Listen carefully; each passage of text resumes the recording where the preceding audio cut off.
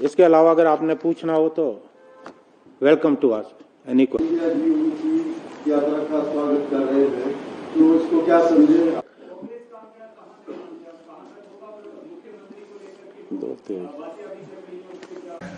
राष्ट्रपति रहे अमीर अंसारी, उनके द्वारा दिया रहेगा। ये फैसला करना पार्टी आला कमान का काम है और जो हमारे विधायक दल के तरह से पार्टी ने सबकी काम किया, आप सब लोग साक्षी हैं। और मुझे इस बात की खुशी है कि मैंने एक मजबूत शुरुआत तो जो नगर निगम के चुनाव हुए और उसके बाद दावा किया है। देखिए, मुझे मालूम नहीं किसने कहा दावा किया। दावा उसे आगे मजबूती से बढ़ाया। हिमाचल में ऐसी कोशिश कामयाब होने वाली नहीं। लोगों को मिलकर सामूहिक प्रयास जो है करने की जरूरत है। इसके अलावा अगर आपने पूछना हो तो welcome to ask any question. यात्रा का स्वागत कर रहे हैं तो इसको क्या समझे?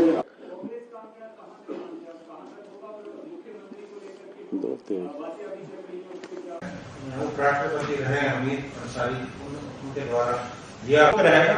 ये फैसला करना पार्टी आला कमान का काम है और जो हमारे विधायक दल के तरह से पार्टी ने सबकी काम किया, आप सब लोग साक्षी हैं। और मुझे इस बात की खुशी है कि मैंने एक मजबूत शुरुआत तो जो नगर निगम के चुनाव हुए और उसके बाद दावा किया है। देखिए, मुझे मालूम नहीं किसने कहा दावा किया।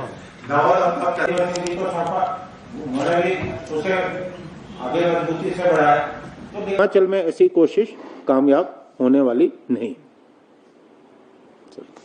लोगों को मिलकर सामूहिक प्रयास जो है करने की जरूरत है। कि मुझे लगता है कि राहुल गांधी जी अपने मकसद में कामयाब हुए हैं।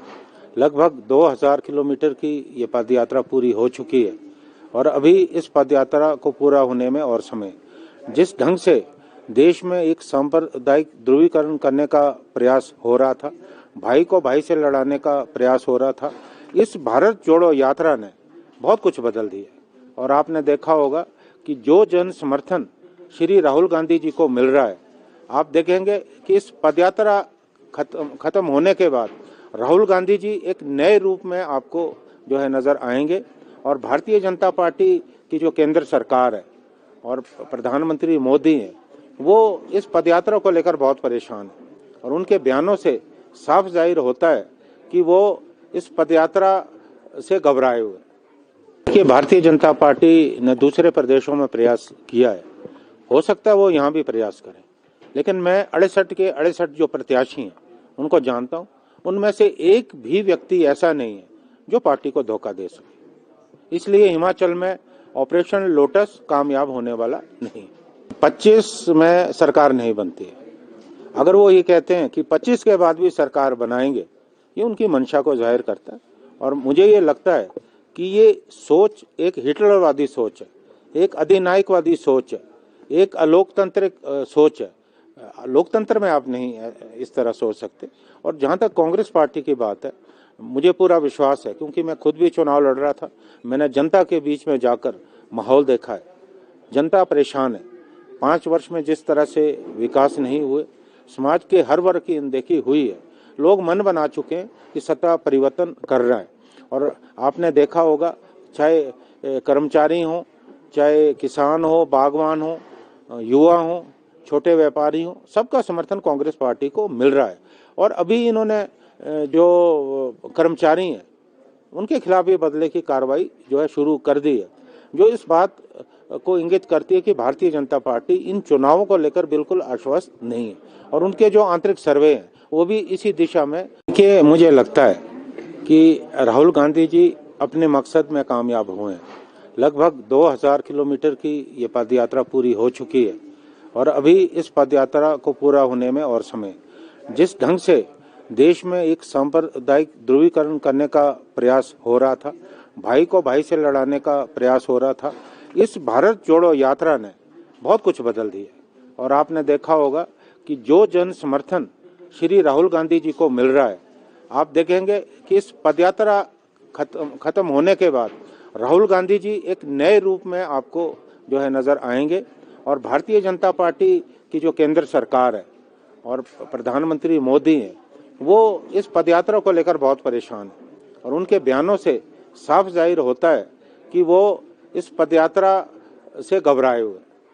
देखिए, भारतीय जनता पार्टी ने दूसरे प्रदेशों में प्रयास किया है, हो सकता है वो यहाँ भी प्रयास करें, लेकिन मैं 68 के 68 जो प्रत्याशी हैं उनको जानता हूँ, उनमें से एक भी व्यक्ति ऐसा नहीं है जो पार्टी को धोखा दे सके। इसलिए हिमाचल में ऑपरेशन लोटस कामयाब होने वाला नहीं।